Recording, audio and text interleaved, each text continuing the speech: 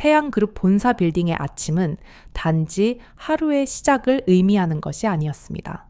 그것은 한국 경제의 심장 박동과도 같았죠.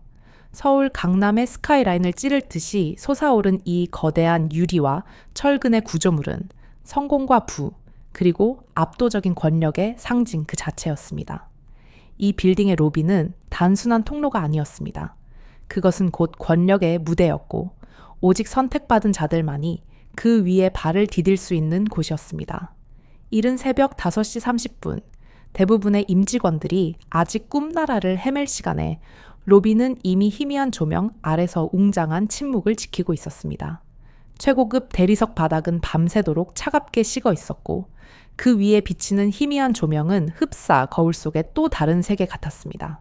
이곳에서는 모든 것이 완벽하게 정돈되어야 했고 먼지 한 톨도 용납되지 않았습니다.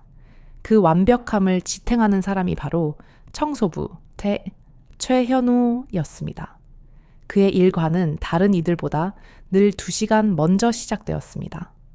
회색빛의 낡고 평범한 작업복에 낡은 안경을 걸친 그의 모습은 이 빌딩이 상징하는 화려함과는 극명하게 대비되었습니다. 그는 이 거대한 심장의 가장 밑바닥, 가장 보이지 않는 곳에서 자신의 역할을 수행하는 존재였습니다. 현우의 손에 쥐어진 밀대는 마치 수십 년 경력의 장인이 다루는 정교한 도구처럼 움직였습니다. 그는 결코 서두르지 않았고 그의 동작에는 수십 년간 축적된 경험과 동시에 무언가를 끈질기게 인내해 온 사람만이 가질 수 있는 묵직함이 담겨 있었습니다. 모퉁이 하나, 틈새 하나 놓치지 않고 바닥을 닦아내는 그의 움직임은 기계적인 정확함과 숙련된 예술가의 무심함을 담고 있었습니다. 밀대가 지나간 자리에는 아침 햇살이 비치면 눈이 부실 정도로 빛나는 맑은 광택만이 남았습니다. 오전 7시가 되자 빌딩은 서서히 활기를 띠기 시작했습니다. 유럽산 명품, 슈트와 가죽 구두 소리, 통화 소리, 그리고 진한 에스프레소 커피 향이 로비를 채우기 시작했습니다. 수많은 사람들이 현우 옆을 스쳐 지나갔습니다. 그들의 표정에는 피로보다 성공에 대한 야망과 자신들이 이곳의 주인이라는 자부심이 가득했습니다. 하지만 그 수많은 시선 속에서 현우에게 머무는 시선은 단 하나도 없었습니다. 그는 이곳에 있지만 동시에 아무도 그를 보지 않는 존재였습니다. 사람들은 그가 닦아낸 깨끗한 바닥 위를 걷는 것이 당연했고 그에게는 인사나 감사, 심지어 경멸의 시선조차 허락되지 않았습니다. 그들은 그를 밟고 지나갔고 현우는 그 모든 무시와 무관심을 말 그대로 묵묵히 닦아내고 있었습니다. 그는 그들에게 배경 그 이상도 이하도 아니었습니다. 하지만 현우의 눈빛은 절대 그가 입은 옷처럼 평범하지 않았습니다. 낡은 안경테 너머로 보이는 그의 눈빛은 깊은 호수처럼 고요했지만 그 안에는 30년이라는 긴 세월 동안 삭혀온 무언가가 끓어오르고 있었습니다. 분노, 후회, 그리고 어쩌면 복수심일지도 몰랐죠. 30년 전 그는 모든 것을 잃었습니다. 당시 22살의 청년이었던 그는 대학을 갓 졸업하고 작은 무역회사에 취직한 새내기였습니다. 미래에 대한 희망으로 가득 차 있었지만 주머니는 늘 가난했죠. 그리고 그의 전부였던 여자, 윤지수바는 그에게 잔인한 말을 남기고 떠났습니다. 현우 씨, 저는 평생 가난하게 살 수 없어요. 당신은 좋은 사람이지만 그것만으로는 부족해요. 돈이 전부예요. 그 말은 그의 심장에 박힌 날카로운 칼과 같았습니다. 그날의 절망은 좌절 대신 하나의 굳건한 맹세로 바뀌었습니다. 언젠가 반드시 성공해서 그녀가 후회하게 만들겠다. 돈이 전부라면 돈으로 모든 것을 보여주겠다. 그리고 30년의 뼈를 깎는 노력 끝에 현우는 그 맹세를 이루었습니다. 작은 무역회사에서 시작된 그의 사업은 끊임없는 혁신과 밤낮 없는 노력 끝에 이제 아시아를 아우르는 거대 그룹으로 성장했습니다. 바로 이 감담 태양 그룹을 3년 전에 비밀리에 인수할 수 있을 만큼 말이죠. 네, 여러분이 짐작하셨듯이 이 회색 작업복을 입은 청소부 최현우는 사실 이 거대한 태양그룹의 실질적인 소유자이자 아무도 그 존재를 알지 못하는 회장들이었습니다. 그는 왜 자신의 신분을 숨기고 가장 낮은 곳에 잠입했을까요? 단순히 복수 때문만은 아니었습니다. 그는 자신의 눈으로 이 회사의 시스템과 임직원들의 본 모습을 보고 싶었습니다. 권력과 돈으로 유지되는 이 거대한 조직의 심장부에서 그는 진실을 원했습니다. 그리고 무엇보다 그녀가 이곳에, 그녀가 버리고 간 이 가난한 남자의 세상에 다시 나타날 것을 알고 있었기 때문입니다. 그의 치밀한 계획은 모든 것이 완벽하게 갖춰진 무대 위에서 그녀가 자신을 가장 멸시할 수 있는 그 순간을 고대하고 있었습니다. 현우는 가장 비참한 모습으로 그녀의 오만함과 마주할 준비를 마쳤습니다. 그는 긴 세월 동안 견뎌온 고통의 무게만큼이나 그의 성공 또한 무겁고 고독하다는 것을 알고 있었습니다. 그리고 마침내 그날 아침 8시 30분 로비의 문이 요란하게 돌아가기 시작했습니다. 눈부신 햇살과 함께 한 쌍의 화려한 커플이 모습을 드러냈습니다. 진한 명품 향수 냄새가 현우가 방금 닦아낸 맑은 공기를 갈랐습니다. 그의 심장이 30년 만에 처음으로 고요함을 깨고 미세하게 떨리기 시작했습니다. 그의 눈빛은 여전히 고요했지만 그 안에는 폭풍 후 전에 정적이 맴돌고 있었습니다. 그녀, 윤지수. 그녀가 버리고 간 가난한 남자의 삶이 이제 그녀가 가진 모든 것을 뒤흔들기 위해 가장 예상치 못한 장소에서 그녀를 기다리고 있었습니다. 운명의 장난. 로비의 문이 돌아가며 눈부신 아침 햇살과 함께 모습을 드러낸 이는 30년이라는 시간의 간극을 넘어선 운명의 주인공이었습니다. 윤지수는 예전보다 훨씬 화려했고 그녀의 옆에는 명품 슈트를 깔끔하게 차려입은 남편 장한주 부장이 서 있었습니다. 그녀는 로비를 둘러보며 익숙한 듯 낯선 듯한 표정을 지었습니다. 그녀의 눈은 회사의 명판이나 웅장한 천장보다는 어쩌면 기억 속의 한 조각을 찾고 있는 듯 허공을 헤매었습니다. 그리고 마침내 그녀의 시선은 바닥을 닦고 있는 회색 작업복의 남자에게 닿았습니다. 찰나의 순간 그녀의 얼굴에는 당혹감과 놀라움이 스쳤지만 그것은 곧 입꼬리를 비틀어 올리는 경멸 섞인 미소밤으로 바뀌었습니다. 지수는 옆에 선 남편 한주의 소매를 잡아당겼습니다. 그녀의 목소리는 로비의 침묵을 깨고 울려 퍼졌습니다. 그녀의 목소리에는 이 우연한 재회에서 얻은 우월감과 승리감이 뒤섞여 있었습니다. 여보, 저 사람 좀 봐. 믿기지 않겠지만 내가 아주 오래전에 잠깐 만났던 사람이야. 한주는 흥미없다는 듯 고개를 돌려 현우 스점을 훑어보았습니다. 최고급 수트와 비교되는 청소부 복장을 한 그를 보자마자 그는 코웃음을 쳤습니다. 청소부라니. 그런데 왜 그런 일을 하고 있는 거지? 지수는 어깨를 으쓱였습니다. 그녀는 이 기회를 놓치고 싶지 않았습니다. 그녀의 과거의 선택이 얼마나 현명했는지 이 자리에서 증명하고 싶었기 때문입니다.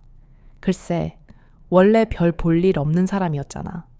내가 젊고 어렸을 때 그냥 호기심에 잠깐 만났던 것뿐이야. 불쌍해서 가끔 밥도 사주고 그랬지. 그녀의 목소리는 의도적으로 커졌고 주변을 지나가던 몇몇 직원들이 그들을 힐끗거렸습니다. 그녀는 이 순간의 우월감을 만끽하고 있었습니다. 그들 주변에는 진한 명품 향수 냄새와 갓 닦아낸 대리석의 깨끗한 냄새만이 감돌았습니다. 현우는 들리지 않는다는 듯 모르는 척 다시 밀대를 움직였습니다. 마치 아무것도 듣지 못한 사람처럼. 하지만 그의 심장은 고요한 계획의 리듬에 맞춰 뛰고 있었습니다. 그는 정확히 이 순간, 이 멸시를 기다려왔습니다. 지수는 다시 현우에게 가까이 다가섰습니다. 그녀의 하이힐이 대리석 바닥을 찢는 소리가 로비에 울려 퍼졌습니다. 고맙게도 최현우 씨 맞으시죠? 현우는 천천히 고개를 들었습니다. 그의 눈빛은 30년 전에 불안하던 청년의 것이 아닌 모든 것을 꿰뚫어 보는 듯한 호수처럼 잔잔한 눈빛이었습니다. 네, 맞습니다. 그의 목소리는 나지막하고 건조했습니다. 아, 정말 오랜만이네요. 그런데 아직도 이런 일을 하고 계시다니. 지수의 말투에는 동정과 경멸이 뒤섞여 있었습니다.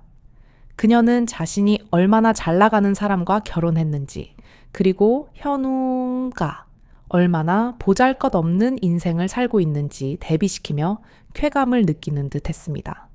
옆에 서 있던 한주 부장이 거들었습니다. 여보, 옛날 아는 사람이라는데 점심이라도 사주지, 그래? 보아하니 생활이 꽤 어려워 보이는데. 지수는 잠시 생각하는 척 했습니다. 아, 그러지? 뭐? 현우 씨, 점심시간 있어요? 옛 정을 생각해서 내가 밥 한 끼 사줄게요. 그녀의 제안은 시혜를 베푸는 행위, 정확히는 적선과 같았습니다. 현우는 잠시 두 사람을 물끄러미 바라보더니 고개를 숙였습니다. 감사하지만 괜찮습니다. 할 일이 있어서요. 그의 거절은 단호하면서도 예의를 갖추고 있었습니다. 지수는 비웃듯이 말했습니다. 할 일이라니 청소 말인가요? 그거 잠깐 쉬어도 되는 거 아니에요? 그리고는 노골적인 질문을 던졌습니다. 그건 그렇고 지금 급여는 얼마나 받으세요? 아직도 최저임금 수준이겠죠? 그 돈으로 이 서울에서 어떻게 사는지 정말 대단하네요. 그녀의 질문은 그의 프라이드를 짓밟고 가난이라는 굴레를 상기시키려는 의도가 명백했습니다. 현우는 대답하지 않았습니다. 그는 그저 묵묵히 청소 도구를 정리하기 시작했습니다. 지수는 눈살을 찌푸렸습니다. 그녀는 현우의 반응 없는 침묵에 짜증이 난 듯했습니다.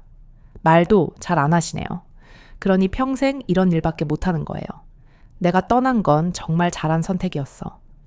그녀의 말은 비수처럼 날카로웠지만 현우의 표정은 여전히 파문 없는 수면 같았습니다. 한주가 지수의 어깨를 감싸 안았습니다. 이제 가자. 여보, 이런 사람한테 시간을 낭비할 필요는 없잖아. 그들의 대화는 로비 전체에 울려 퍼지는 하나의 공연과 같았습니다. 두 사람이 엘리베이터 쪽으로 걸어가는 동안에도 지수는 여러 번 뒤를 돌아보았습니다. 현우, 전가 여전히 바닥을 닦고 있는 모습을 확인하고는 만족스러운 표정을 지었습니다. 엘리베이터 문이 닫히기 직전 그녀의 마지막 말이 로비의 메아리처럼 울려 퍼졌습니다. 정말 안 됐어. 어떻게 인생이 저렇게 될 수 있지? 몇몇 직원들이 동정의 시선으로 현우를 바라보았지만 현우는 아무런 동요도 없이 청소를 계속했습니다. 그의 손놀림은 여전히 정확했고 표정은 담담했습니다. 그는 청소 도구를 챙겨 청소 도구 보관실로 향했습니다. 그 좁고 어두운 공간 안에는 아무도 없었습니다. 현우는 벽에 기대어 창밖을 바라보았습니다. 서울의 스카이라인이 한눈에 들어왔습니다. 30년 전 지수가 떠났을 때 그는 맹세했습니다. 언젠가 반드시 성공해서 그녀를 후회하게 만들겠다고. 그리고 오늘 그 서막이 열린 것이었습니다. 현우의 입가에 엷은 미소가 스쳤지만 그것은 순식간에 사라지고 다시 무표정한 얼굴로 돌아왔습니다. 이것은 단지 시작에 불과했습니다. 진짜 게임은 이제부터였습니다. 그는 보관실의 작은 사물함에서 수첩 하나를 꺼냈습니다. 오늘 날짜 체크 표시를 한 뒤 수첩을 다시 넣고 문을 잠갔습니다. 수첩에는 며칠 후 있을 중요한 일정이 적혀 있었습니다. 바로 장한주 부장이 참석하는 임원 회의였습니다. 그리고 그날이 바로 최현우가 자신의 정체를 드러내는 날이 될 예정이었습니다. 그는 청소부 복장을 벗지 않은 채 건물을 나섰습니다. 바깥에는 해가 지고 있었고 붉은 노을이 서울의 빌딩 숲을 물들이고 있었습니다. 지수가 떠난 후 그는 죽으림을 다해 일했고 작은 회사를 거대 기업으로 키워냈으며 3년 전 이 태양그룹전을 조용히 인수했습니다. 그는 지수가 스스로 자신의 어리석음을 깨닫기를 바랐습니다. 그리고 그 순간 서울의 야경이 내려다 보이는 그의 비밀 공간, 최고급 위스키가 잔에 따를 때마다 30년 전의 기억이 투명한 액체 속에서 선명하게 되살아났습니다. 현우는 22살이었습니다. 대학을 졸업하고 작은 무역회사에 갓 입사한 신입사원이었죠. 주머니는 가벼웠지만 미래에 대한 희망과 열정으로 가득 차 있었습니다. 그는 자신의 성실함과 노력만 있다면 세상이 그에게 기회를 줄 것이라고 굳게 믿었습니다. 그리고 그때 그의 세상에 윤지수 넘가 나타났습니다. 그들은 우연히 서점에서 마주쳤고 그녀가 먼저 말을 걸었던 작은 순간이 그들의 운명을 시작했습니다. 그들이 처음 나눈 대화는 평범했지만 그것은 곧 커피숍으로 이어졌고 두 사람은 빠르게 연인이 되었습니다. 현우, 넌데에게 지수와 함께하는 모든 순간은 행복이었습니다. 돈이 없어도 괜찮았습니다. 그는 그녀의 따뜻한 미소와 함께라면 공원을 걷고 편의점 도시락을 나눠 먹는 것만으로도 충분히 세상을 가진 것 같았습니다. 하지만 지수는 달랐습니다. 처음에는 현우의 성실함과 미래에 대한 긍정적인 태도에 끌렸지만 시간이 흐르면서 그녀의 눈은 냉혹한 현실과 주변 사람들의 화려한 삶에 머물렀습니다. 그녀의 친구들은 부유한 남자들과 데이트하며 명품 선물을 받고 있었고 지수는 자신이 뒤처지고 있다는 불안감에 휩싸이기 시작했습니다.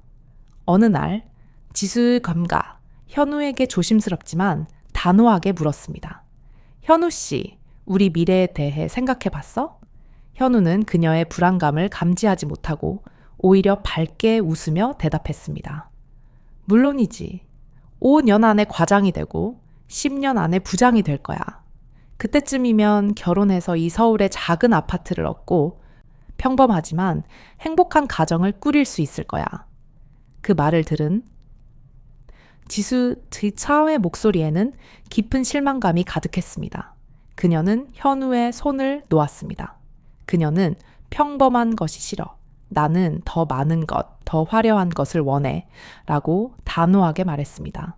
그 이후로 지수는 서서히 현우에게서 멀어져 갔습니다. 데이트 약속을 어기는 일이 잦아졌고 전화도 받지 않았습니다. 그리고 마침내 어느 봄날 공원에서 그녀는 현우에게 이별을 통보했습니다. 싸늘하게 던진 4글자, 헤어지자. 그 말은 현우의 세상을 산산조각 냈습니다. 내가 뭘 잘못했어? 갑자기 왜 그래? 현우의 절규에 그녀는 눈물 한 방울 없이 싸늘하게 대답했습니다. 잘못한 건 없어. 그냥 우리가 맞지 않는 것뿐이야. 현우 씨, 나는 평생 가난하게 살 수 없어. 당신은 좋은 사람이지만 그것만으로는 부족해. 현우가 돈이 그렇게 중요해? 우리 사랑은 뭔데? 라고 묻자 그녀는 망설임 없이 중요해. 사랑만으로는 살 수 없어. 나는 더 나은 삶, 편안한 삶을 원해. 라고 대답했습니다. 그녀의 눈빛에는 이미 현우에게는 없는 냉정한 현실만이 가득했습니다. 현우가 그녀를 붙잡으려 했지만 지수는 단호하게 그의 손을 뿌리쳤습니다. 이미 다른 사람이 있어. 대기업 부장이야. 그 사람이 청혼했고 나는 받아들이기로 했어. 충격적인 고백이었습니다. 현우는 말문이 막혔습니다. 지수는 마지막으로 미안하지만 후회는 안 해. 당신도 언젠가는 이해하게 될 거야. 라는 말을 남기고 뒤돌아보지 않은 채 공원 밖에서 기다리고 있던 고급 세단에 몸을 실었습니다. 차 안에는 슈트를 입은 중년의 남자. 바로 장한주가 기다리고 있었습니다. 현우는 벤치에 얼어붙은 듯 앉아 따뜻한 봄 햇살조차 그의 차가운 마음을 녹여주지 못함을 느꼈습니다. 그날 밤 그는 작은 원룸에서 소리 없이 울었지만 눈물이 마른 후 그의 눈빛은 완전히 바뀌었습니다. 좋아. 돈이 그렇게 중요하면 보여주지. 내가 얼마나 성공할 수 있는지. 그것이 최현우라는 한 남자의 새로운 시작이었습니다. 현우는 회사를 그만두고 창업했습니다.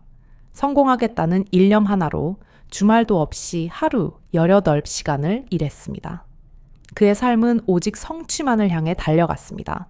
그는 실패를 딛고 일어섰고 10년 후 그는 업계에서 인정받는 젊은 사업가가 되었습니다.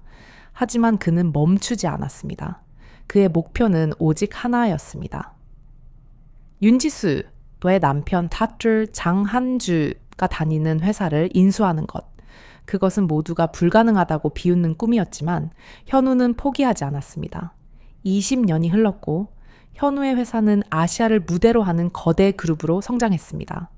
그리고 마침내 3년 전 그는 수많은 소문과 루머 속에서 이 태양그룹의 최대 주주가 되었고 비밀리에 회장 자리에 올랐습니다. 그러나 그는 자신의 정체를 숨겼습니다. 대신 가장 낮은 곳 청소부로서 잠입했습니다. 청소부로서 위장한 것은 단지 복수심 때문만이 아니었습니다. 현우는 이 회사의 시스템과 임직원들의 진정한 모습을 파악하고 싶었습니다. 권력과 돈으로 유지되는 이 거대한 조직의 심장부에서 그는 진실을 원했습니다. 그리고 무엇보다 윤지수와 다시 마주하고 싶었습니다. 그녀가 스스로의 어리석음을 깨닫는 그 순간을 가장 낮은 곳에서 가장 높은 곳의 시선으로 지켜보고 싶었습니다. 현우는 술잔을 내려놓고 일어섰습니다. 벽에 걸린 거울에는 청소부 복장을 한 자신의 모습이 비쳤습니다. 하지만 그 눈빛은 더 이상 과거의 나약한 청년이 아니었습니다. 지수에게 보낼 메시지는 분명했습니다. 네가 선택한 인생이 정말 옳았는지 이제 내가 보여주겠다. 그는 최고급 슈트로 옷을 갈아입었습니다. 그리고 책상 서랍에서 원따치 장한주 부장의 인사 파일을 꺼내 들었습니다. 파일에는 최근 몇 년간 한 주의 실적이 좋지 않았으며 여러 차례 큰 실수를 저질렀다는 기록이 선명했습니다. 그는 인맥과 끈으로 버티고 있었지만 현우는 조용히 중얼거렸습니다. 이제 그 인맥도 소용없게 될 것이다. 그는 전화를 걸었습니다. 며칠 후 있을 임원회의 준비를 최종 점검하는 전화였습니다. 모든 것은 계획대로 진행되고 있었습니다. 창밖으로 보이는 서울의 야경은 화려했지만 현우의 마음 한구석에는 여전히 싸늘한 공허감이 감돌았습니다. 30년의 기다림이 끝을 향하고 있었습니다. 복수는 이제 단순한 감정이 아니라 최현우라는 인생의 가장 30년의 고통과 인내가 응축된 복수의 시계는 마침내 정해진 시각을 향해 움직이기 시작했습니다. 며칠 후 태양그룹 대뚱 본사 로비는 중요한 임원회의를 앞두고 평소보다 더욱 긴장감에 휩싸여 있었습니다. 최현우는 여느 때와 다름없이 회색 작업복을 입고 로비 구석의 유리창을 닫고 있었습니다. 그는 이 거대한 빌딩의 가장 낮은 곳에서 가장 높은 권위를 감춘 채 조용히 대기하고 있었습니다. 그의 왼쪽 주머니에는 회장의 신분증이 그리고 오른쪽 주머니에는 작은 약통이 들어 있었습니다. 그는 알고 있었습니다. 장한주 부장의 건강 상태를 정기 건강 검진 결과 심장에 심각한 문제가 있었지만 한주 반은 그것을 자신의 권위와 인맥으로 덮고 무시하고 있었습니다. 현우는 만일의 사태, 즉 장한주의 가장 취약한 순간을 대비해 니트로글리세린을 항상 지니고 다녔습니다. 현우의 계획은 단순히 복수였지만 이제는 운명의 아이러니를 완성하는 것이 되었습니다. 회의 시작 30분 전 로비가 갑자기 소란스러워지며 팽팽하던 긴장감이 깨졌습니다. 부장님, 부장님 하는 다급한 외침이 로비에 울려 퍼졌습니다. 현우가 고개를 들었을 때 장한주 부장이 가슴을 움켜쥔 채 대리석 바닥에 쓰러지고 있었습니다. 그의 얼굴은 핏기 없이 창백했고 식은땀이 비오듯 흘러내렸습니다. 옆에 있던 저 윤지수는 완전히 공황 상태에 빠져 어찌할 바를 몰랐습니다. 그녀의 화려한 겉모습은 절망 앞에서 속절없이 무너졌습니다. 여보, 정신 차려요. 누가 구급차 좀 불러요. 주변의 직원들이 우왕좌왕 모여들었지만 아무도 쓰러진 임원에게 다가가 제대로 된 응급처치를 하지 못했습니다. 그들의 지식은 오직 숫자가 적힌 보고서와 회의실의 전략에만 머물러 있었기 때문입니다. 현우는 잠시 상황을 지켜보다가 조용하지만 단호한 걸음으로 다가갔습니다. 그는 마치 오랜 시간 준비해온 무대에 서는 배우처럼 차분했습니다. 비켜주십시오. 그의 목소리는 낮았지만 모든 소란을 단번에 잠재우는 알 수 없는 권위를 담고 있었습니다. 직원들이 무의식적으로 뒤로 물러섰습니다. 현우는 한 주에 넥타이를 풀고 상태를 확인했습니다. 맥박은 불규칙했고 호흡은 거칠었습니다. 전형적인 급성 심근경색의 증상. 현우는 오른쪽 주머니에서 작은 약통을 꺼냈습니다. 지수가 다급하게 현우의 팔을 잡고 물었습니다. 그게 뭐예요? 내 남편한테 무슨 짓을 하려는 거예요? 니트로글리세린입니다. 심장 발작의 응급약이죠. 저는 의학적 지식을 가지고 있습니다. 지금은 시간이 없습니다. 현우는 침착하게 약을 한 주대 혀 밑에 넣고 말했습니다. 그의 손놀림에는 전문가의 확신이 담겨 있었습니다. 천천히 숨을 쉬세요. 곧 괜찮아질 겁니다. 놀랍게도 한 주의 얼굴에 서서히 혈색이 돌아오기 시작했습니다.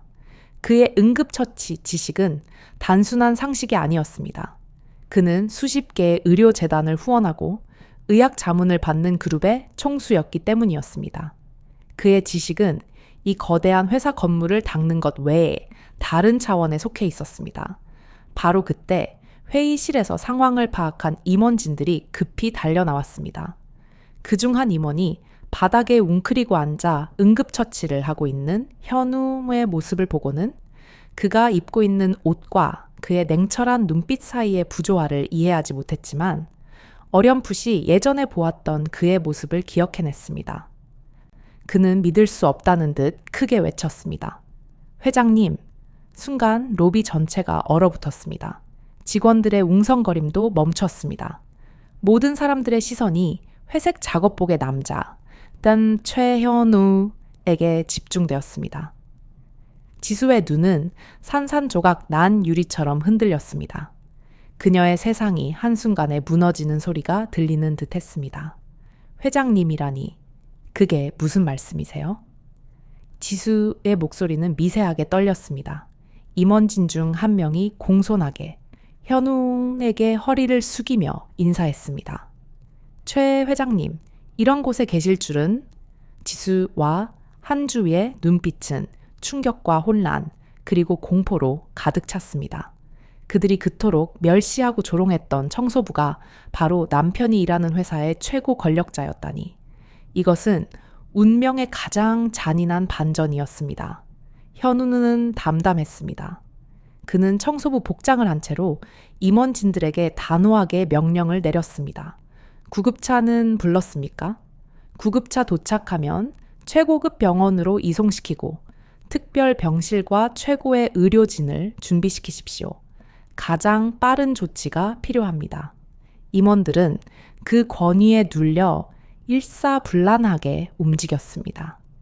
지수즈는 여전히 현실을 받아들이지 못하고 있었습니다.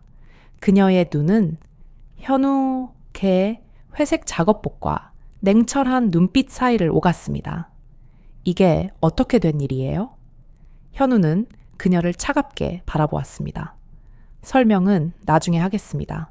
지금은 환자가 우선입니다. 구급차가 도착했고 현우는 의료진에게 한 주의 상태와 자신이 취한 응급처치 내용을 정확하게 전달했습니다. 의료진은 그의 전문적인 설명에 놀라움을 금치 못했습니다. 잠시 후 현우는 비서에게 지시했습니다. 내 차를 준비시켜. 로비 앞에 최고급 리무진이 멈춰섰고 직원들은 경악을 금치 못했습니다. 현우는 지수를 돌아보았습니다. 병원까지 제 차로 모시겠습니다. 지수는 아무 말도 하지 못하고 30년 전 가난하다며 버렸던 남자, 이제는 자신의 운명을 쥐고 있는 남자의 뒤를 따랐습니다. 로비의 웅장한 침묵 속에서 운명의 드라마는 구급차가 요란한 소리를 내며 태양그룹 본사를 떠나자 로비에는 싸늘한 정적만이 감돌았습니다. 임원들의 경악과 직원들의 수군거림 속에서 최현은 최고급 리무진에 올랐고 윤지수 쿠컨은 넋이 나간 듯 그의 뒤를 따랐습니다.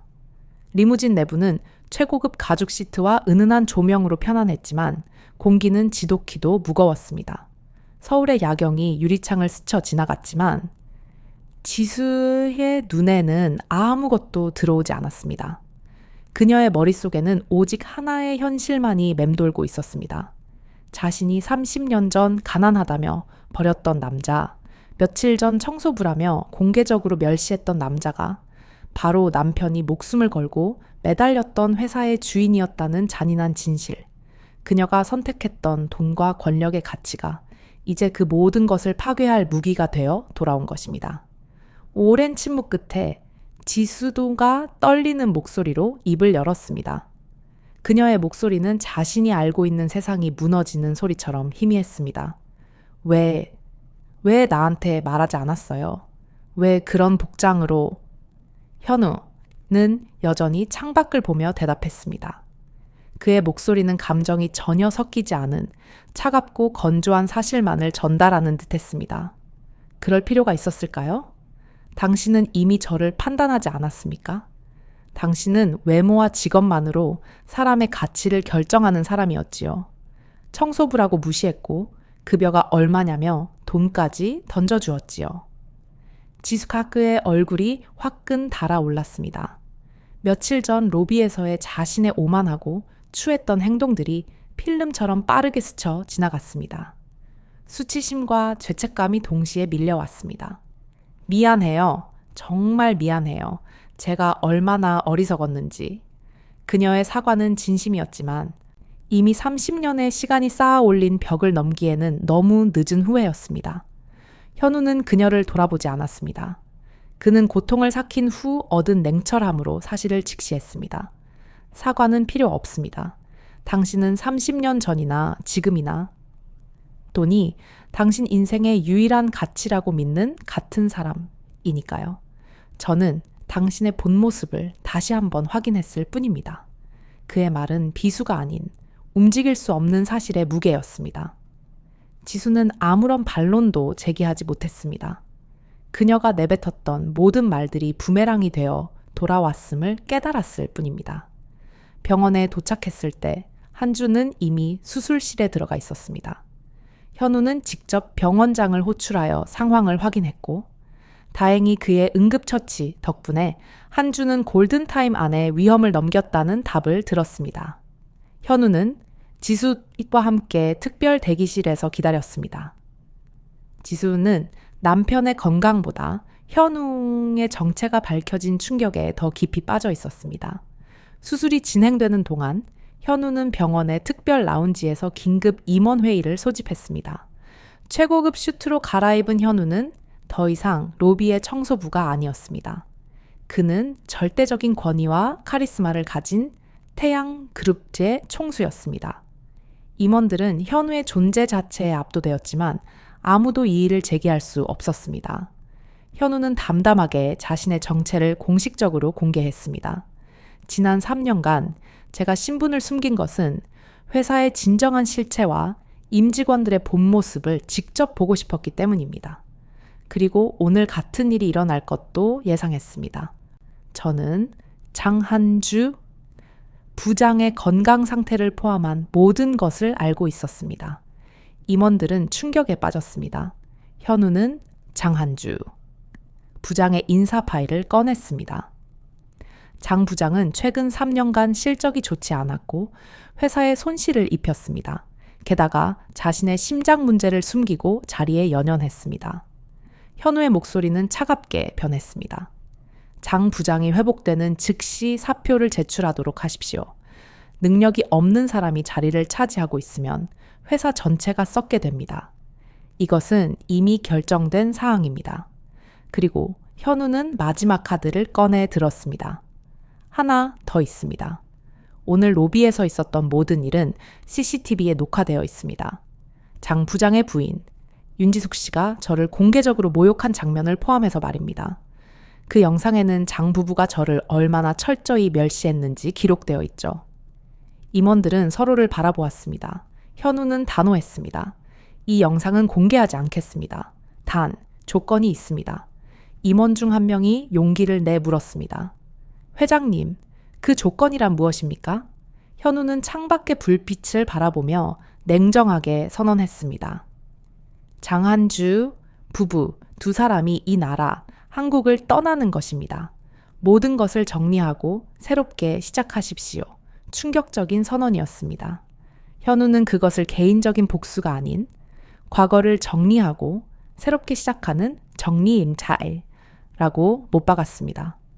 회의를 마친 현우는 다시 수술실 앞으로 향했습니다. 지수는 여전히 그를 기다리고 있었습니다. 지수를 마주한 현우는 더 이상 청소부 복장이 아니었습니다. 최고급 수트 차림이었습니다. 그는 감지수에게 자신의 휴대폰으로 로비에서 녹화된 영상을 보여주었습니다. 지수가 현우를 조롱하고 돈을 던지려 했던 장면이었습니다. 이 영상이 공개되면 어떻게 될까요? 당신 남편의 명예는 물론 당신 가문 전체가 치명타를 입을 겁니다. 당신이 그토록 중시하던 명예와 사회적 지위가 한순간에 무너질 겁니다. 지수는 떨리는 손으로 입을 틀어막았습니다. 부탁해요. 제발 용서해 주세요. 현우는 싸늘하게 대답했습니다. 용서는 이미 30년 전에 끝났습니다. 하지만 당신이 그토록 사랑했던 돈과 명예를 지키기 위해서는 대가는 치러야죠. 그는 지수에게 일주일의 시간을 주었습니다. 조용히 떠날지 아니면 모든 것을 잃을지 결정하십시오. 현우는 뒤돌아섰습니다.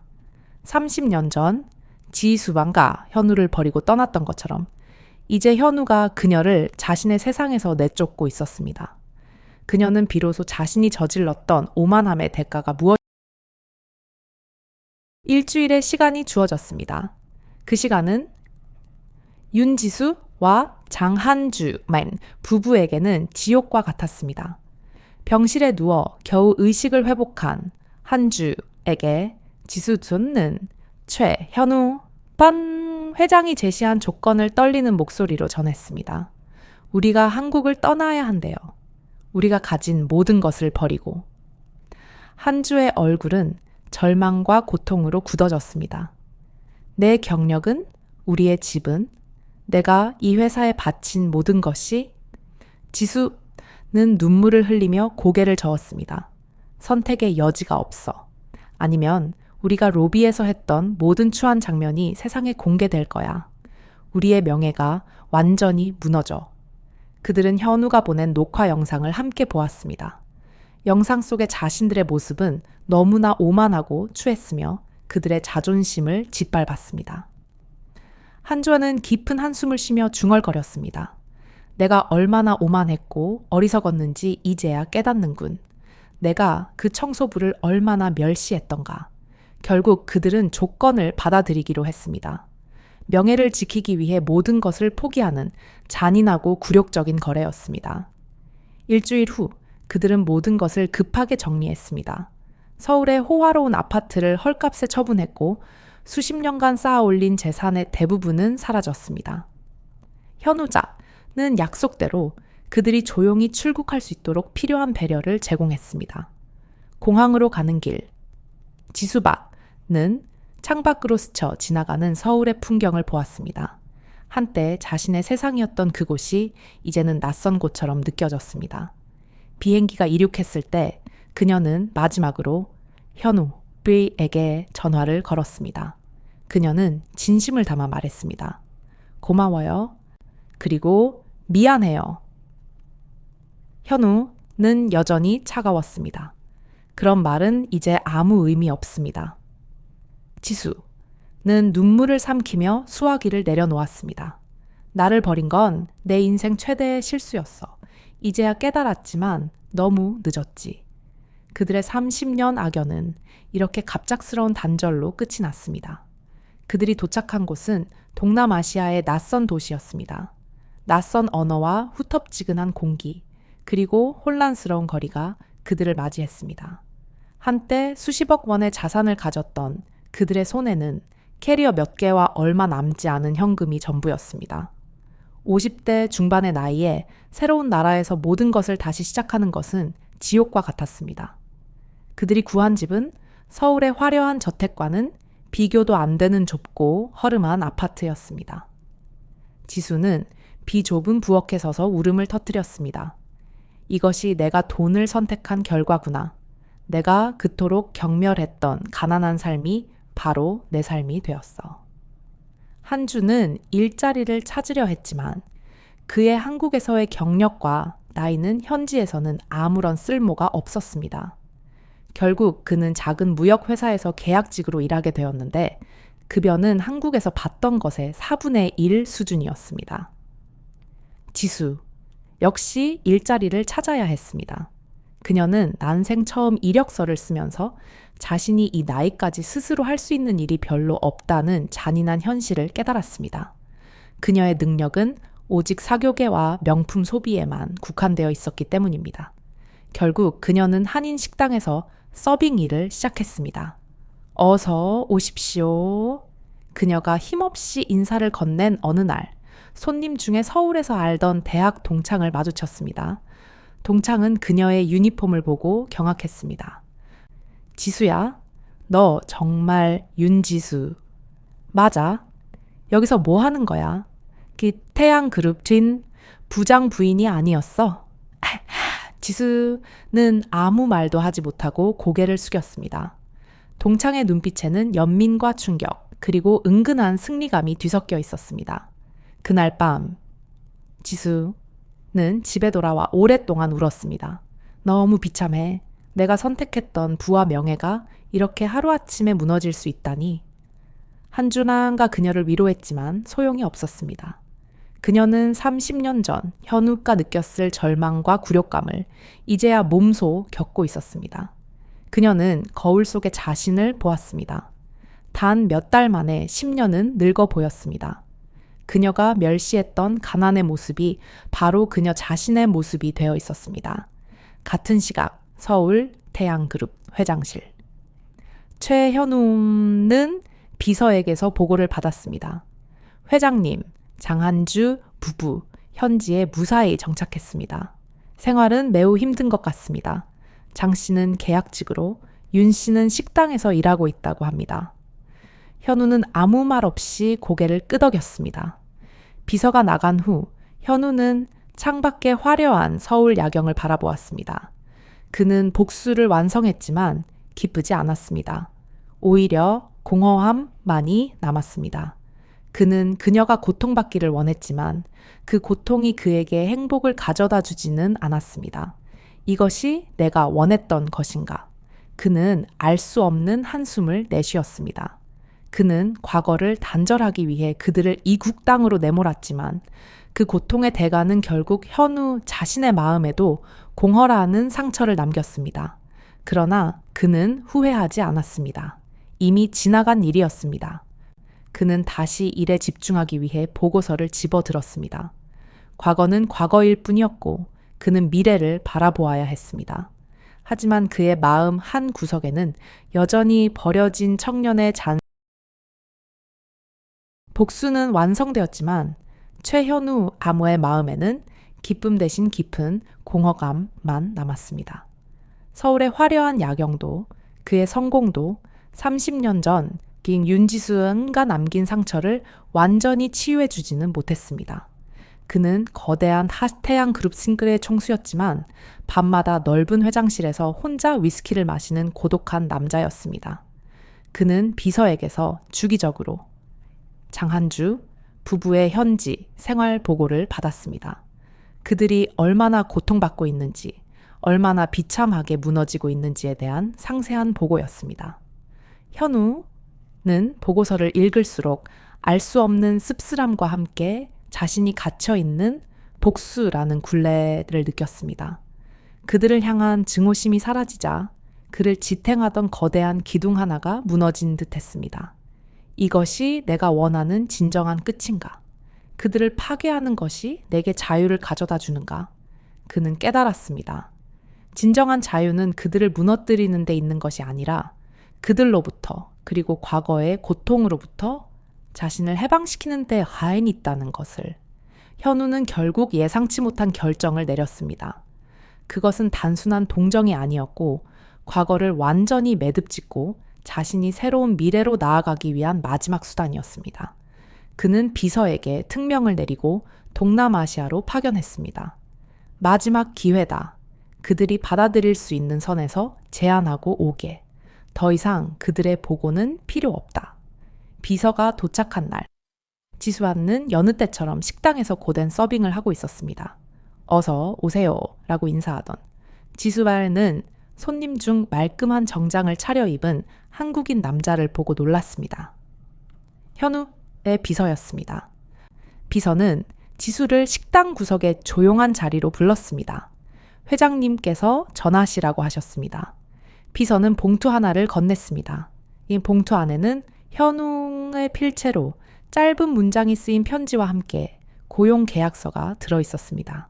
편지에는 마지막 기회입니다. 한국으로 돌아오십시오. 단, 조건이 있습니다. 라고 쓰여 있었습니다. 계약서는 태양그룹 다즈의 계열사 중 하나인 제주도의 작은 도시에 위치한 공장에서 안정적인 사무직으로 일할 수 있는 내용이었습니다.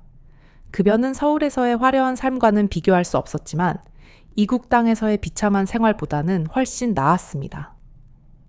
지수는 떨리는 목소리로 물었습니다. 조건이 뭐예요? 또 다른 굴욕인가요? 비서는 단호하게 대답했습니다. 과거를 완전히 잊고 새로운 사람이 되는 것 단지입니다. 서울의 삶, 명예, 그리고 초에 회장님과의 모든 인연을 단절하고 제주도의 작은 도시로 이주하여 조용하고 평범하게 살아야 합니다. 다시는 회장님의 영역을 침범해서는 안 됩니다. 지수는 눈물을 흘렸습니다. 그녀의 자존심은 산산조각 났지만 이것이 자신과 쓰러진 한주아에게 주어진 마지막 생명줄임을 알았습니다. 그녀는 한주와 상의할 시간을 요청했고 비서는 다음 날까지 답변을 달라고 했습니다. 그날 밤 지수는 한주에게 현우조의 제안을 전했습니다. 한주아는 깊은 한숨을 쉬었습니다. 굴욕적이지. 우리가 그토록 멸시했던 사람의 자비라니. 하지만 받아들이자. 여기서 이렇게 비참하게 사는 것보다는 나을 것이다. 그들은 이국 땅에서의 고통스러운 삶을 통해 돈과 명예보다 평범하고 안정적인 삶의 가치가 얼마나 소중한지 뼈저리게 깨달은 후였습니다. 그들은 현우가 자신들에게 복수를 하려 했지만 결과적으로 그 복수가 자신들의 어리석음을 깨닫게 하고 새로운 삶을 시작할 수 있는 출구를 열어주었다는 것을 인정했습니다. 다음 날, 지수는 비서에게 연락했습니다. 제안을 받아들이겠습니다. 과거는 모두 잊겠습니다. 일주일 후, 윤지수와 장한주 부부는 다시 한국행 비행기에 몸을 실었습니다. 하지만 이번 목적지는 화려한 서울이 아니었습니다. 그들의 목적지는 한국의 가장 남쪽에 위치한 작은 섬 도시, 제주도 마인이었습니다. 현우가 마련해준 집은 작았지만 깨끗했고 주변은 평화로웠습니다. 한주마인은 지역 공장의 관리직으로, 지수팟는 사무직으로 일하게 되었습니다.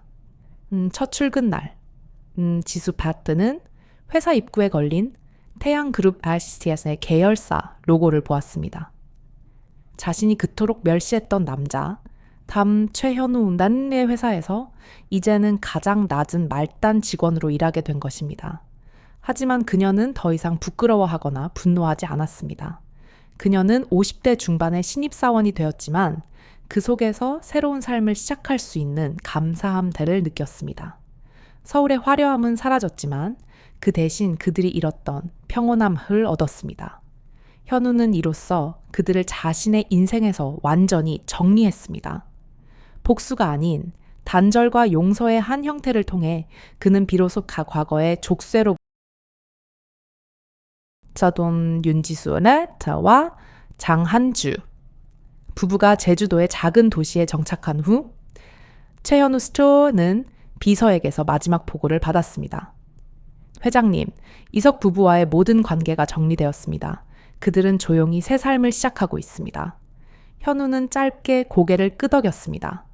비서가 물러난 후 현우는 의자에 깊숙이 기대 앉았습니다.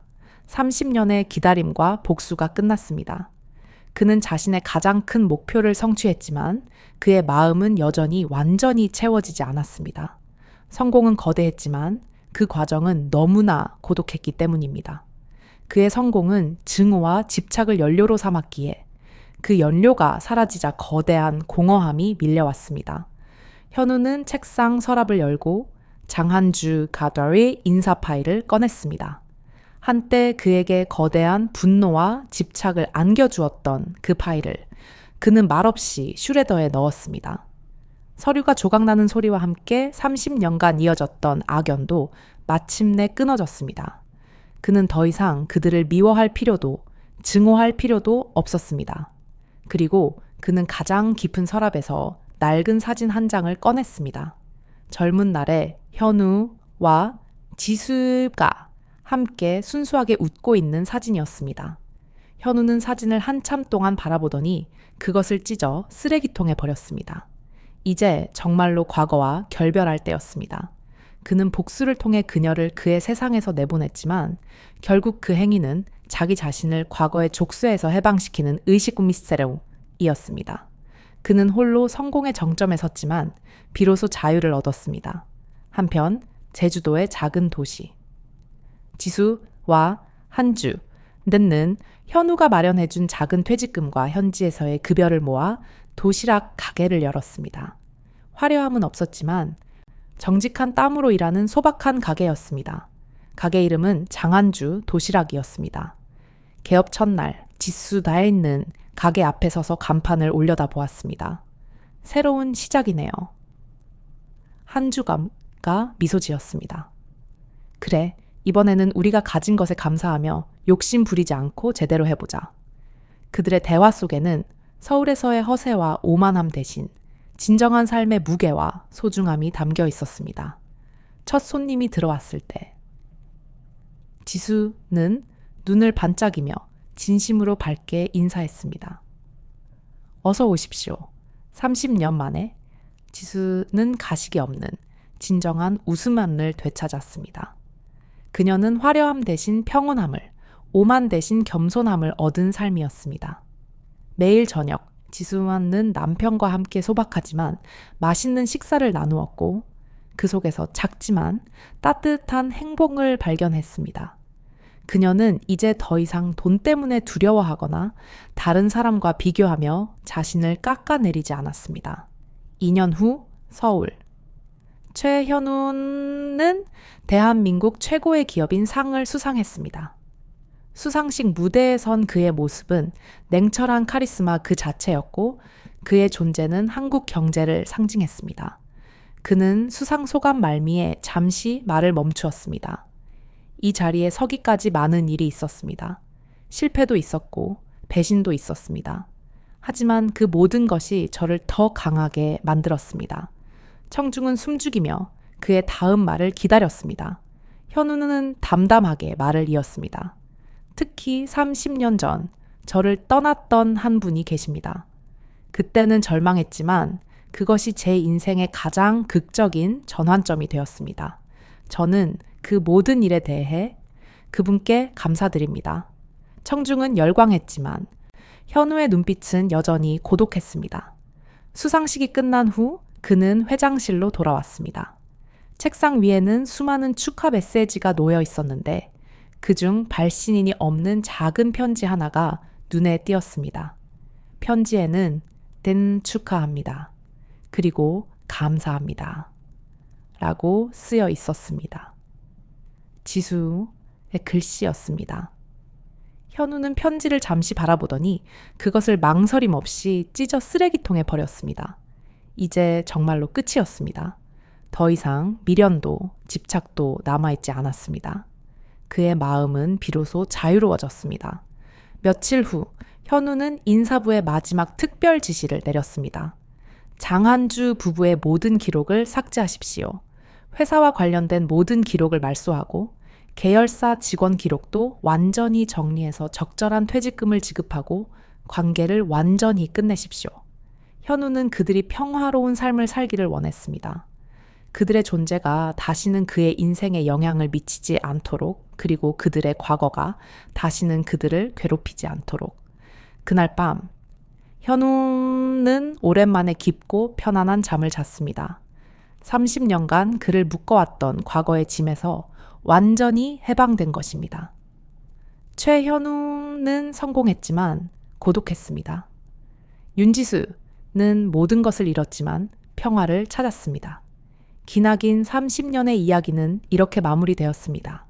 복수는 끝났고 그 자리에는 단절과 새로운 시작만이 남아 있었습니다. 사람이 무엇을 잃은 후에야 비로소 깨닫는 진정한 자유.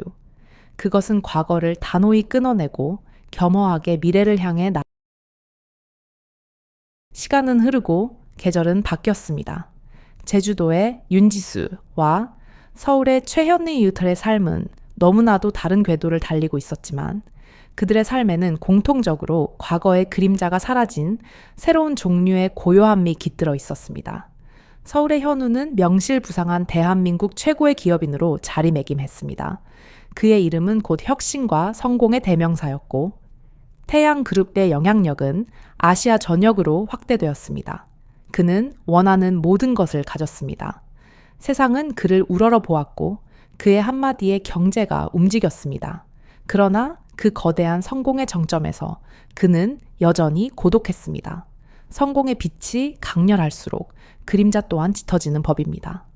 그는 자신을 묶었던 과거의 족쇄는 끊었지만 이제는 성공이라는 또 다른 차가운 성에 갇혀 있었습니다. 수많은 찬사와 축하 속에서도 그의 마음 한구석은 늘 비어 있었습니다. 그는 복수를 완성했고 과거의 사랑을 완전히 단절했지만 그 과정에서 인간적인 따뜻함과 연결을 잃었습니다. 그는 성공했지만 가장 중요한 것을 놓친 고독한 왕이었습니다. 반면 제주도의 지수단은 완전히 다른 인생을 살고 있었습니다. 그녀는 더 이상 명품을 갈망하지 않았고 사교계의 가십에 신경 쓰지 않았습니다. 그녀의 아침은 로비의 대리석 광택 대신 장한주 아와 함께 만드는 도시락의 따뜻한 밥 냄새로 시작되었습니다. 그들의 도시락 가게는 소박했지만 그 속에서 지수는 30년 동안 잃었던 진정한 평화 애가를 찾았습니다. 그녀는 매일 밤 일기를 썼습니다. 서울을 떠난 지 이제 2년이 되었다. 처음에는 지옥이었지만 지금은 오히려 편안하다. 화려함은 사라졌지만 그 대신 평온함이 있다. 현우 씨는 우리에게 복수를 의도했지만 결과적으로 우리에게 두 번째 기회를 주었다. 이제 나는 돈의 노예가 아니다. 그녀는 현우에게 감사하면서도 그가 그어놓은 선을 넘어 다시는 그에게 연락할 수도 만날 수도 없음을 알았습니다. 그가 그어놓은 선을 넘어서는 안 된다는 것을 그녀는 뼈저리게 깨달았습니다. 최현우는 자신의 성공을 마지막으로 확고히 하는 작업을 진행했습니다. 그는 자신의 인생에서 윤지수와 장한주의 이 흔적을 완전히 지워야 했습니다. 그것은 그들이 평화롭게 살도록 돕는 동시에 그가 과거의 그림자로부터 완전히 자유로워지기 위한 마지막 행위였습니다. 그는 인사부장에게 최종 지시를 내렸습니다. 장한주 부부와 관련된 모든 기록을 삭제하십시오. 회사와 관련된 모든 기록을 말소하고 계열사 직원 기록도 완전히 정리해서 적절한 퇴직금을 지급하고 관계를 완전히 끝내십시오. 그들이 다시는 과거의 이름으로 불리거나 괴롭힘을 당해서는 안 됩니다. 이 지시는 단순한 행정 처리가 아니었습니다. 그것은 현웅가 자신의 인생에서 저 가치로 윤지수라는 존재를 완전히 지우고 과거의 족쇄로부터 자신을 해방시키려는 최종 의식이었습니다.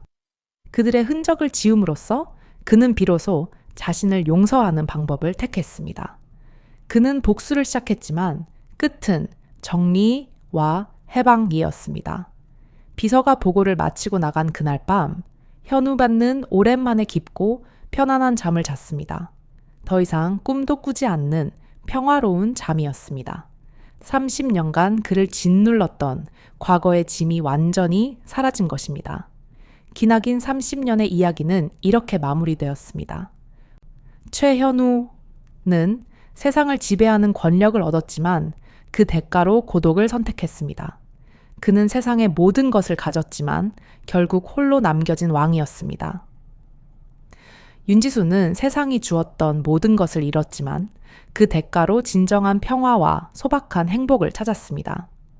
그녀는 가난이라는 시련을 통해 돈으로 살 수 없는 행복과 자신의 진정한 가치를 깨닫고 스스로를 구원했습니다. 이 이야기는 우리에게 질문을 던집니다. 누가 이겼을까요? 돈을 선택했던 여자는 모든 것을 잃었고, 복수를 선택했던 남자는 모든 것을 얻었지만 공허했습니다. 성공의 정점에서 얻는 화려한 고독이 진정한 자유일까요? 아니면 모든 것을 내려놓고 얻는 소박한 평온이 진정한 행복일까요? 인간의 운명은 예측할 수 없는 반전과 아이러니로 가득 차 있습니다.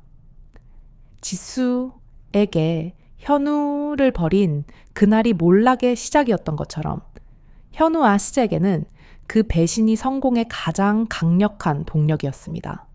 결국 두 사람은 자신이 선택한 길의 끝에서 서로 다른 형태의 자유를 발견했습니다. 지수는 과거의 오만함으로부터의 자유를, 그는 복수라는 집착으로부터의 자유를 얻었습니다. 과거를 단절하고 용서라는 이름으로 새로운 운명을 받아들이는 용기, 그것이야말로 이 기나긴 드라마의 마지막 교훈일 것입니다. 30년의 세월을 초월한 재회는 복수와 정리, 그리고 궁극적인 해방